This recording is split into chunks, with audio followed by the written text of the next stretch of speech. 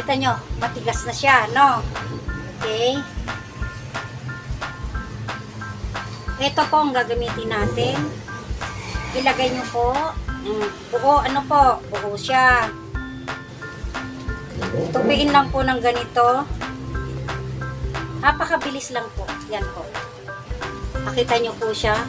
Hawakan sa gitna. Itupi sa kabila. At itupi uli sa kalang kabila. At i-press po ng mabuti. Yan. Hawak po uli sa gitna. Tupi. At i-press lang po uli ng mabuti. Yan. Ganun lang po kasimple.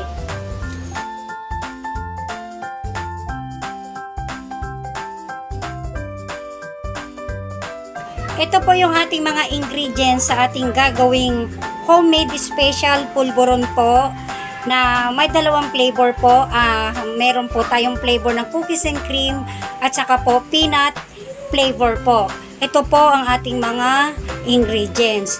Meron din po tayong box na paglalagyan mamaya ng ating gagawing pulburon. At meron din po tayong plastic na pagbabalutan ng ating pulburon.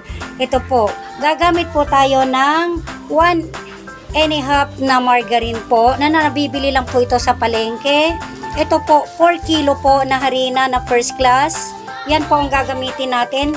Gagamit din po tayo ng 2 pack po ng Birds 3. May 300 grams po ang bawat isa. Meron din po tayong 2 kilos na white sugar. At syempre po ang ating pang-flavor. Ito po ang binili ko na pang-flavor. Masarap po siya. 2 pack po ang binili ko. At saka ito po, happy. Para po sa peanut flavor po na ating gagawin. Yan po lahat-lahat ng ating mga ingredients. Thank you po. Ito po yung una nating gagawin. Ang maglinis po ng harina. Yung gagawin po nating pulburon. Kailangan po yan. Ganito ang gagawin po bago umpisahan magluto. Ito pong harina natin po 4 kilos po ito ha. Ito po ay 4 kilos na gagawin nating pulburon. Bago isa lang, linisin muna ito. Para makatiyak po tayo na walang bukbok. Maging malinis, maayos po ang ating gagawing pulburon.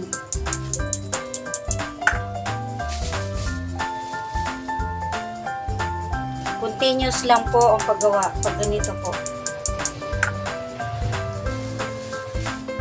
Huwag po kayo magsasawang manood po ng ganito mga video na pangkabuhayan. Ito ay malaking tulong po para sa bawat isa sa atin. Magsasalang na po tayo ng ating gagawing pulburon. Nagpainit na po ako ng kawali. Dati po, ang aking kawaling ginagamit, ito lang po, maliit. Nakita niyo po, liit. Ito na po, dati. Ngayon po, gagamit na po tayo ng malaki kasi marami na pong order. Kaya nga po, ako nagsishare ng ganito, ng mga ginagawa ko, dahil napakaganda pong umpisang negosyo. Maliit lang ko na puhunan, pero may kita po.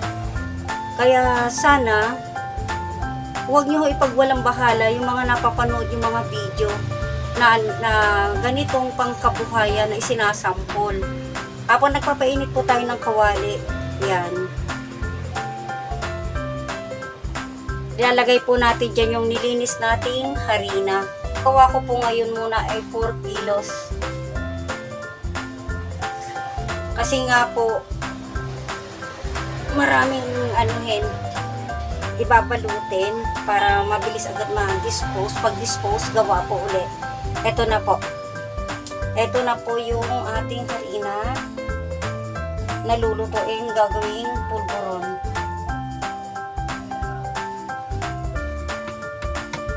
Kung harinang ginagawa ko, eksakto po talaga sa sukat ito. Kung susundin nyo po, hindi ko kayo magkakamali. Eksaktong-eksakto po ito. Wala po akong binawas, wala akong dinagdag sa paggawa nito.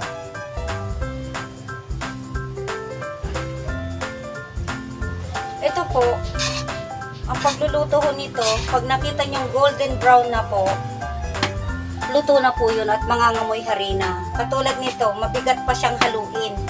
Mamaya pag luto na po ito, madali na po siyang haluin. Magaan. Ngayon medyo parang basa ang style niya, mabigat pa. Pag maluluto na po, yun na po yun. At mag-golden brown na po, huwag po masyadong anuan at baka masunog. Pag nakita niyong golden brown na po, luto na po ang harina. Sa negosyong ito, tiyagaan lang po talaga. Pero mas maigi na po ang magtiyaga. May kita, may tiyaga, may kita.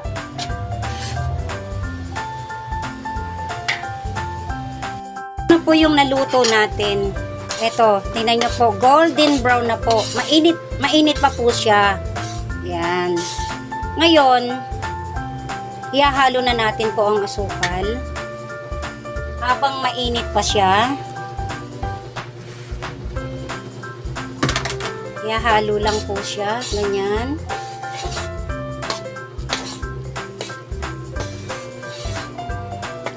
Pag nahalo na po siya, ito, gagamitan po natin ito ng salaan. Yan.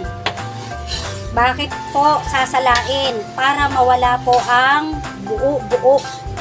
Para pagkain po natin ay pino. Ang mararamdaman lang po natin yung flavor nating gagawin. Kaya kailangan konting tiyaga-tiyaga. May tiyaga po, may kita. Yan. Okay na po. Mag-uumpisa po tayong magsala. O, yung nahalo natin na may asukal. Ngayon po, itatransfer natin siya dito kasi kailangan natin salain, mawala po yung buo-buo. Yan. Lahat po itatransfer yan dito. Pag nawala na po yung buo-buo, yan, katulad niya may buo-buo. Dito mo lagay na. Kasi po yung buo-buo na yan po yung magaspang pag kumakainin natin.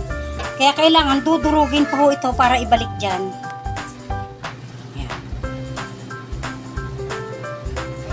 Oh. Okay na po. Yan, sige. Nahalo ko na siya, nalinis ko na po siya, nasala na, pino na po yan. Ngayon, ibubuhos naman natin ngayon ang margarine. 1.5 margarine po yan sa 4 kilo na ginawa ko. Okay na? Oo. Yan. Take note po mainit po ang margarine, ang mag-iingat para hindi mapasok. Yan po, halo lang po tayo ng halo. Hanggat sa magsanib po yung harina at ang margarine na tinunaw natin. Hanggang sa maging powderize pong muli yan. At palalamigin bago isupot mamaya. Ito na po yung ginawa natin na pulburon na nilagyan ko po kanina ng margarine at asukal. Hinalo ko po hanggang sa naging powderize. Nakita nyo po, nag-powderize siya.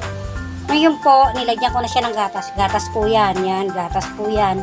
Imimix lang ho natin lahat yan. Yan, lahat po imimix. Mix lang po. Bago tayo maglagay ng flavor po. Yung peanut at saka po yung cookies and cream. Para na-mix na po natin siyang lahat. Yan. Mix lang po. Dito sa malaking kawali. Yan. Ito po talaga pang negosyo. Kaya ganyan po kalaki. Karami. Halo lang po ng halo. Yan.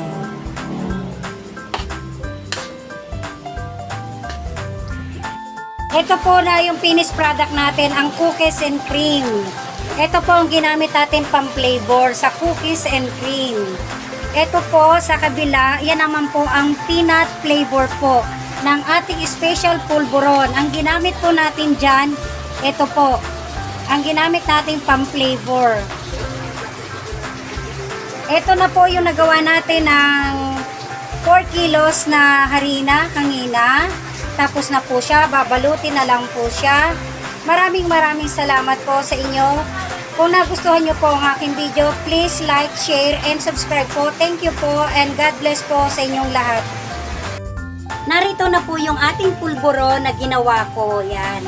Ito po yung cookies and cream. At ito po ay ang peanut po flavor.